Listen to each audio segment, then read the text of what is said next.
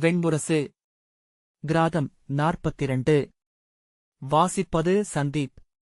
பொன்வண்டென ஒரு கொண்டு அமராவதியிலிருந்து தப்பி ஓடிய இந்திரன் சதகோபம் என்னும் பெருங்காட்டின் நடுவே 1008 கிளைகளுடன் நின்றிருந்த பிரபாவம் என்னும் ஆலமரத்தின் உச்சியில் இருந்த ஆழ்ந்த பொந்தை தன் வாழிடமாகக் கொண்டான். அவனுடன் பணி செய்ய வந்த 108 தேவர்கள் சிறு வண்டுகளாகவும் பொற்சிறைத் தேனீக்களாகவும் உடனிருந்தனர். தேனீக்கள் காடெங்கிலும் சென்று பூங்கொடியும் தேனும் கொண்டு வந்து அவனுக்குப் படைத்தன. வண்டுகள் அவனைச் சூழ்ந்திருந்து சிறகுதர இசைமீட்டின. பொந்துக்குள் ஆழத்தில் செறிந்திருந்த இருளில் அவன் தன்னை படிய வைத்துக் கொண்டான். உள்ளே ஒளிவரும் பொந்துகள் அனைத்தையும் அரக்கு வைத்து மூடச் செய்தான். தேன் மெழுகால் கட்டிய சிறுகுழியில் நரவல் தேக்கி அதனுள் மூழ்கி தன்னை மறந்து கிடந்தான். நாள் மடிந்து பொழுது கடப்பதை அவன் அறியவில்லை. காலம் செல்வதை அவனிடம் எவ்வண்ணம் சொல்வதென்று தேவர்கள் எண்ணி எண்ணி தயங்கினர். அவனோ மது மயக்கிலிருந்து ஒரு கணமும் மீண்டு வரவும் இல்லை. 1000 ஆண்டுகாலம் அவ்வண்ணம் சென்றது. எவரும் அறியாது மறைந்த இந்திரனைத் தேடி நாரதர் யாழிசை ஒலிக்கும் கருவண்டன காடுகளிலும் ஊர்களிலும் நகர்களிலும் அலைந்தார். பல்லாண்டு காலம் அவ்வண்ணம் செல்லுகையில் இரவின் இருளுக்குள் சில தேனீக்கள் தேன் தேடி அலைவதையும் மலர்தோறும் அமர்ந்தெழுந்து சுழலுவதையும் கண்டார். அவற்றில் ஒன்றை அணுகி, யார் நீங்கள்? அந்திக்குப் பின் தேனீக்கள் தேன் நாடிப் பறப்பதில்லை என்றார். நாங்கள் இந்திரனின் அணுக்கர்கள். அவர் எப்போதும் மதுவில் ஆட விழைகிறார் என்றன. எங்கிருக்கிறார் என்றார் நாரதர். இக்காட்டில் ஒரு பொந்துக்குள் என்ற தேவர்கள் அவரை அழைத்துச் சென்றனர். மறுநாள் புலரியில் நாரதர் இந்திரன் வாழ்ந்த அப்பொந்துக்கு வந்தார். அதைச் சூழ்ந்து பொன்னிற மலர்கள் மலர்ந்து நறுமணம் சூழ்ந்திருந்தது. இருளுக்குள் தேன்குழிக்குள் மூழ்கி அசைவற்று கிடந்த இந்திரனைக் கண்டார். அவர் வருகையை அவன் அறியவில்லை. தேவர்களை அழைத்து, இப்பொந்தை மூடியிருக்கும் அனைத்து அரக்கையும் அகற்றுக என்றார். தேவர்கள், அரசரின் ஆணை அது என்றனர். அரசரின் பொருட்டு இது என் ஆணை என்றார் நாரதர். அரசரிடம் ஆணை பெற்று செய்கிறோம் என்றபின் ஒரு தேவன் நாரதரின் ஆணையை நிறைவேற்றலாமா? அரசே என்றான். தேனில் ஊறி செயலற்ற சித்தம் கொண்டிருந்த இந்திரன் ஆம் என்று ரீங்கரித்தான். வண்டுகள் எழுந்து அப்பொந்தை மூடியிருந்த மெழுகனைத்தையும் தள்ளி வெளிவிட்டன. கதிரொளி சாய்ந்து பொந்துக்குள் விழுந்தது. இந்திரன் மிதந்திருந்த தேன் ஒளி கொண்டது. கண்கள் கூச விழித்தெழுந்து, யார்? என்ன நிகழ்கிறது என்று அவன் கூவினான். அவன் அருகே வந்த நாரதர், பொழுது விடிந்துவிட்டது அரசே என்றார். நான் துயில் முடிக்கவில்லை என்று அவன் சொன்னான். மூடா, இன்னும் ஒரு பொழுது நீ துயின்றால் பின்னர் அமராவதியை அசுரரிடமிருந்து மீட்கவே இயலாது என்றார் நாரதர். அவர் நாரதர் என்பதை உணர்ந்த இந்திரன் மெல்ல துயில் கலைந்து தேன்குழம்பின் விளிம்பில் நீந்தி வந்து அரக்கை பற்றிக் கொண்டு அமர்ந்தான். என்ன செய்யவிருக்கிறாய் என்று நாரதர் கேட்டார். செய்வதற்கொன்றுமில்லை. இவ்வினிமையிலேயே இருந்துவிட விழைகிறேன் என்றான். இது இனிமையல்ல, செயலின்மையின் இனிமை ஒருபோதும் முழுமையாவதில்லை. செயலற்றவனைச் சூழும் ஆளுலகத்து தெய்வங்கள் அவனை முழுதும் இனித்திருக்க விடுவதில்லை. விழித்திருப்பவனின் இனிமை மட்டுமே தெய்வங்களுக்குரியது என்றார் நாரதர். அவர் கைகாட்ட தேவர்கள் இந்திரனைப் பற்றி இழுத்து மேலே கொண்டு வந்தனர். துளைகள் வழியாக வந்த ஒளியில் அவன் சிறகுகள் காய்ந்தன. அவன் உணர்கொம்புகள் சுருள் அவிழ்ந்தன. அவன் கால்கள் தேன்பிசுக்கிலிருந்து பிரிந்து எழுந்தன. இமைகள் மேலேற அவன் சூழலை நோக்கினான். ஆம், நெடுநாட்களாகிறது என்று பெருமூச்சு விட்டான். அவன் அருகே அமர்ந்து நாரதர் சொன்னார், உன் கடன் அமராவதியை மீட்பது. இந்திரனே, மண் முழுக்க வேள்விக்களங்களில் உனக்காகவே அவியளிக்கப்படுகிறது. அவற்றை உண்டு மண்ணிலும் விண்ணிலும் அசுரர்கள் தழைத்து எழுகிறார்கள். பயிருக்கு அளித்த நீர்க்களைக்குச் செல்வதை அறியாதவர்களாக இருக்கிறார்கள் அந்தணர். கொடிய நோய் என விருத்திரன் விண்ணுலகையும் வியனுலகையும் ஆள்கிறான். தேவருலகு என்பது என்ன? அது அரசன் தன் கருவூலத்தில் வைத்திருக்கும் பொன் போன்றது. அது அங்கு இருக்கும் வரையே அங்காடிகளில் வணிகம் திகழும். பயணிகள் புலம் கடக்க முடியும். இந்திரனே, சான்றோர் சொல் திகழ்வதும் மகளிர் கற்பு வாழ்வதும் நூலோர் சொல் வளர்வதும் வேதியர் அனல் அணையாதிருப்பதும் அப்பொன்னாலேயே. இன்று அது களவு போகிறது. மண்ணில் ஒவ்வொரு நாளும் அறம் குன்றுவதையும் கண்ட பின்னரே உன்னைத் தேடிக் கிளம்பினேன். இது உன் பிறவிக் கடன். அரசனே, கடமையிலிருந்து தப்பி ஓடுபவர்கள் தீரா பழி கொள்ளுகிறார்கள். பழி நிழல் போல நாம் அதை உதறினாலும் நம்மை அது விடாது. நாம் அறியாது நம்முடனேயே இருக்கும். சித்தத்தின் அத்தனை சொற்களாலும் நாம் கொண்ட பழியை விலக்கலாம். அச்சொற்கள் ஊறிவரும் ஆழ்ச்சினை ஒன்றுண்டு. அங்கு நஞ்சன அது கலந்திருக்கும். பழி விலக்கி ஆண்மைக்குள். அதுவன்றி நீ கொள்ளும் விடுதலை பிரிதொன்றில்லை என்றார் நாரதர். ஆம் என்று சொல்லி இந்திரன் உடைந்து அழுதான். தோல்வியின் தருணமொன்றை எவ்வண்ணம் எதிர்கொள்வதென எனக்கு தெரிந்திருக்கவில்லை. வெற்றியை மட்டுமே பயின்றிருக்கிறேன். நாரதர் கனிந்து அவனைத் தொட்டார். துயர்களை விட்டு விலகுவதே மிகச்சிறந்த வழி. இழிவுகளைக் கடந்து செல்வது அதனிலும் நன்று. ஆனால் தோல்விகளைக் கண்டு விலகுபவன் மேலும் தோல்வி கொள்கிறான் என்றார் நாரதர். உளம் கரைந்து விம்மி அழுது விசும்பி ஓய்ந்தான் இந்திரன். கடந்ததை எண்ண வேண்டாம், ஆவதை நோக்குக என்றார் நாரதர். சொல்க, நான் என்ன செய்ய வேண்டும் என்று இந்திரன் கேட்டான். உன் நச்சுக் கொழுக்கு உயிர் பெறட்டும். சிறகுகளில் ஆற்றல் பெருகட்டும். கண்களில் கனல் துளி வந்தமையட்டும். இந்திரனென எழு. எதன் பொருட்டு பிறந்தாயோ அதை ஆற்று என்றார் நாரதர். அவ்வண்ணமே என்று இந்திரன் சொன்னான். புலரட்டும், என் படைக்கலங்களை சூடுகிறேன். பொருதி நின்று என் கடன் முடிக்கிறேன்.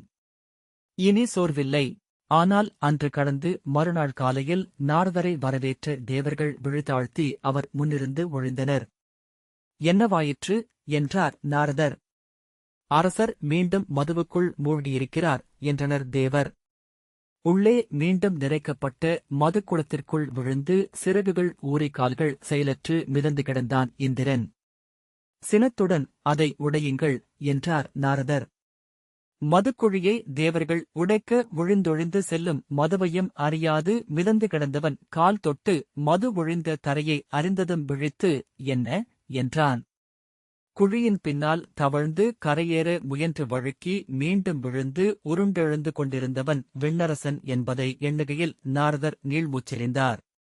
எழுக தேவர்க்கரசே என்றார். மங்கலாக புன்னகைத்தபடி குழறிய குரலில் தேன் இனிது. தேனாடல் அதனினும் இனிது என்று இந்திரன் சொன்னான். எழுக, நீ வெல்ல வேண்டியது அமராவதி என்றார் நாரதர். அவன் மெல்ல கையொன்றி நிமிர்ந்து இப்போது நான் அமராவதியில்தான் இருந்தேன் என்றான். 12 கோடி பொன்மாடங்கள் கொண்ட பெருநகர். ஒளிச்சிறகுகளுடன் தேவர்கள். செல்வங்களுக்கெல்லாம் தலையாயவை செறிந்த கருவூலம். வெண்ணிற யானை. பொற்கொம்புள்ள பசு. புலரிகதிரென அரியணை. பேரழகு கொண்ட துணைவி. அது பொய். அரசே, இது மலர்களில் நிறைந்த நறுந்தேன். வண்டுகளை பித்தாக்கும் பொருட்டு தெய்வங்கள் இதை அவற்றின் இதழ்களில் சேர்க்கின்றன. வாழ்நாள் முழுக்க மலரிலிருந்து மலர் தேடி ஒருபோதும் நிறைவுறாது பண்ணிசைத்து பறந்து பறந்து அழிவதே வண்டுகளின் வாழ்வென வகுத்துள்ளது புவி சமைத்த நெறி. பேதைமையை விளம்புவது இது. இதை உண்ணும் ஒவ்வொரு சித்தத்திற்குள்ளும் ஒரு பொன்னுலகு பொலிந்து மறைகிறது என்றார் நாரதர். நாரதரே, வெளியே பருவடிவு கொண்டு இருக்கும் பொன்னுலகு அருளும் அனைத்து உவகைகளையும் இந்த மது உருவாக்கும் பொய்யுலகம் அருளுமென்றால் இது எவ்வகையில் குறைவுபட்டது? தேரலை பழிக்காதீர். இனிமை மட்டுமே கொண்ட ஒன்று இப்புவியில் பிரிதொன்றில்லை என்றான் இந்திரன். உணவென்றால் அது தெவிட்டியாக வேண்டும். இனிமை மட்டுமே கொண்ட ஒன்றை நாம் உண்பதில்லை. அது நம்மை உண்கிறது. உன்னை இது கரைத்தழிப்பதை நீ உணரவில்லையா என்றார். இனித்து இனித்து கரைந்தழிவதற்கு அப்பால் பிறவிக்கான பொருளெதும் உண்டா என்றான் இந்திரன். நீ ஒரு கனவின் துளி என்றால் நீ கொள்வதே பொருள். மூடா, தன்னை உருவென இருப்பென ஆக்கிய ஆற்றலின் ஆணையை மீறும் உரிமை அசுரருக்கோ தேவருக்கோ மானுடருக்கோ தெய்வங்களுக்கோ இல்லை என்றார் நாரதர். இந்திரன் சோம்பலுடன் உடல் நெளித்து, 1000 ஆண்டு நான் இவ்வுடலில் எழவே இல்லை. இச்சிறுதுளிக்குள் ஒரு பெரும் பொன்னுலகு எழுந்து விரிந்தது. எண்ணுகையில் இப்புவி ஒரு பொருட்டல்ல என்றே துணிகிறேன் என்றான். சொல்லிப் பயனில்லை என உணர்ந்து நாரதர் சீறியபடி பாய்ந்து சிறகு விரித்து இந்திரனின் தலையில் தன் கொடுக்கால் கொட்டினார். அதன் நச்சு உள்ளே செல்ல பெருவலியில் துடித்து அலறியபடி அவன் செயலிழந்து அமர்ந்தான். தன் கால்களால் அவனை கவ்வி தூக்கி எடுத்து வெளியே கொண்டு சென்று காலை வெயிலேற்று வெம்மை கொள்ளத் தொடங்கியிருந்த ஆற்று மணலில் இட்டார். சுடுமணலில் புரண்டு சிறகுகள் பொசுங்க கதறி அழுதபடி தவித்தான் இந்திரன். எத்தனை மதுவுண்டாலும் இவ்வெம்மையை உன்னால் கடக்க முடியாது. நீ விழையும் அனைத்து மதுவையும் கொண்டுவரச் செய்கிறேன், இவ்வுண்மையை கடந்து செல் பார்ப்போம் என்றார் நாரதர். இந்திரன் தவழ்ந்து சென்று நதியின் விளிம்பை அடைந்து அலைகளில் ஏறி ஆழத்தில் பாய்ந்து மூழ்கி எழுந்து தன் சிறகுகளை உதறிக்கொண்டான். மூழ்கி மூழ்கி குளிர் நீரை உதறி மீண்டபோது அவன் சித்தம் தெளிந்திருந்தது. அருகே கடந்து சென்ற இலையொன்றைப் பற்றி மேலேறி அமர்ந்தபோது மெல்ல சித்தம் மீண்டு வந்தது. நீள்மூச்சுகள் விட்டபடி சோர்ந்து விழுந்து கைகளை உரசிக்கொண்டான். சிறகுகள் உலர்ந்ததும் எழுந்தமர்ந்து விழிகளை உருட்டியபடி, நான் செய்வதற்கென்ன உள்ளது, நாரதரே என்றான். நீ வென்றெடுப்பதற்கு ஓர் உலகுள்ளது. அதை வென்றேயாக வேண்டிய கடமை உள்ளது என்றார் நாரதர். 1000 ஆண்டு இந்திரனின் சித்தத்தில் படிந்த தேன்வழுதுகள் அனைத்தையும் கங்கை கழுவி அகற்றியது. சாம்பல் அகன்று அனல் எழுவது போல் அவன் தன்னிலை மீண்டான். கரை சேர்ந்து தன் முழு நினைவுடன் அவன் மீண்டான். பொன்னிற உடலும் சுடர்கொண்ட கண்களுமாக நின்று வணங்கி, முனிவர் தலைவரே, என்னை வாழ்த்துக. இதோ மீண்டு வந்துள்ளேன் என்றான். தன் ஊரு மீண்டு அவன் முன் வந்த நாரதர், உன் தருணம் நெருங்கிவிட்டது.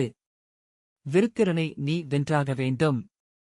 1000 ஆண்டு இந்திரன் அரியணையில் அவன் அமர்ந்திருந்தான் என்றால் அவனை மும்மூர்த்திகளும் வாழ்த்தியாக வேண்டுமென்பதே நெறி.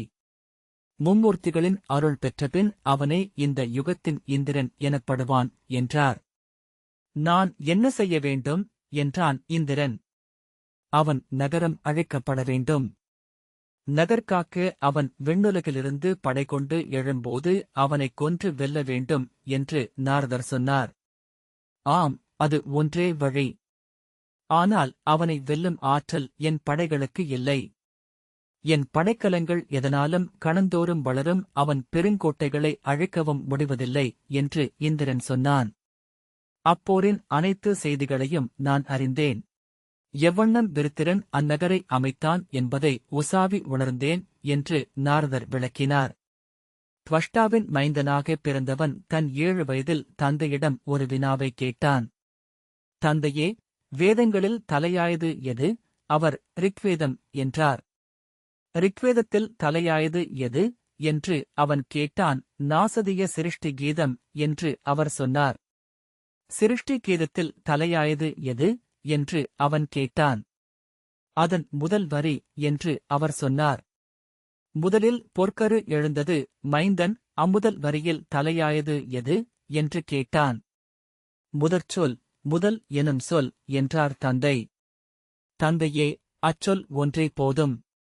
ஒரு சொல்லில் இல்லாத வேதம் முழு பாடல் பெருக்கிலும் இருக்க வழியில்லை என்றபின் தந்தையிடம் விடைபெற்று அவன் கிளம்பிச் சென்றான். தெற்கே பெருங்கடல் முனையே சென்றடைந்து வருணனிடம் கேட்டான். என் குடிமூத்தோனே, ஒரு சொல் மட்டும் என்னில் எஞ்சியிருக்கச் செய்க. வருணன் தன் அலைப்பரப்பை விலக்கி ஒரு தீவைக் காட்டினான். பிரணவம் என்னும் அந்த தீவில் வெண்மணல் மட்டுமே இருந்தது. பறவைகளும் அங்கு செல்லவில்லை. அங்கு சூழ்ந்த அலைகள் அத்தனை ஒலிகளையும் உண்டு ஓங்காரமென்றாக்கின. அங்கு அமர்ந்து அவ்வொரு சொல்லை ஊழ்க்கப் புள்ளியென நிறுத்தி விருத்திரன் தவம் செய்தான். அவ்வொரு புள்ளியே கோடிமுறை திறந்து அதனுள் எழுந்த முடிவெளியைக் கண்டான். அவன் தந்தை என்றே வடிவு கொண்டு முன்னால் வந்தது அது. மைந்த, நீ விழைவதென்ன என்றது. எந்தையே, என் தந்தை கொண்ட இலக்கு நிறைவேற வேண்டும். அதற்கு எனக்கு 3 நற்சொற்கள் தேவை என்றான்.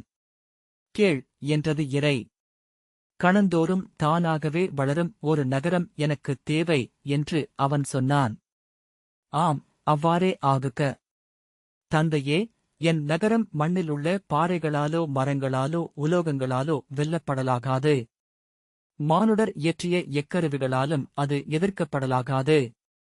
விண்ணில் உள்ள தேவர்களோ தெய்வங்களோ மண்ணில் உள்ள மானுடரோ கொண்ட எப்படைக்கலமும் என்னை கொல்லலாகாது என்று அவன் கேட்டான். ஆம், அவ்வாறே ஆகுக என்றது முடிவிலி. கண்விழித்தெழுந்து தன் தந்தையைத் தேடி வந்தான். உங்கள் கனவை நிறைவேற்றிய பின்னர் மட்டுமே இனி உங்களை பார்ப்பேன், தந்தையே. நான் வெல்கவென்று அருளுங்கள் என்றான்.